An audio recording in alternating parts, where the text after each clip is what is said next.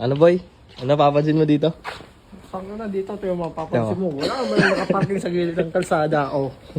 May mga sariling parkingan yan. Kahit maliliit yung espasyo.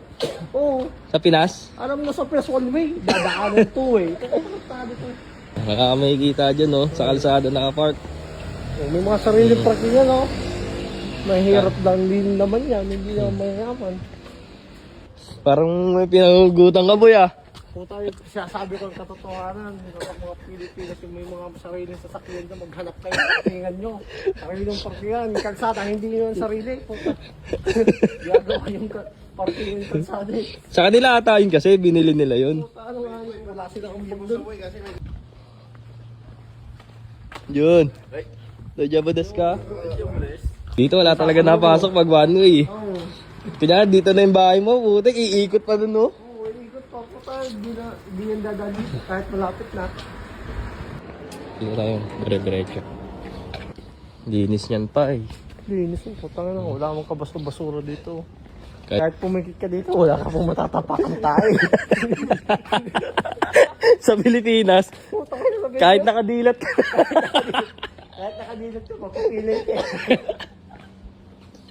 Ayop na yan. Bigla ka na naman mapipilay.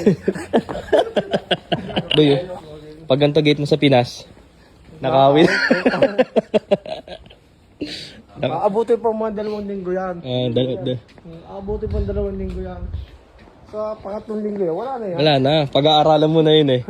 Oo, dadaan-daanan. Daan-daanan kung gaano katagal yung tao dito. Yan. Ito, may nakaparking na bike. Ay, po. Ay, 100 lang yan. naglalakad kang walang bike, no? Paglagpas mo dito, nakabisikleta ka na. Oo. Tapos pupunta yun doon sa dulo, maghahanap na ng buyer. Parang sa Makati, putang na. 500. Yung pulubi, putang na. Alam namin pulubi, ilang araw na namin nakikita. Nakaano lang, naglalakad lang. Tumumulat ang bago. Maya nakabike. Putang na. Tapos bumalik, wala lang bike. Wala na, nabenta na. Ayan, oh. Oh.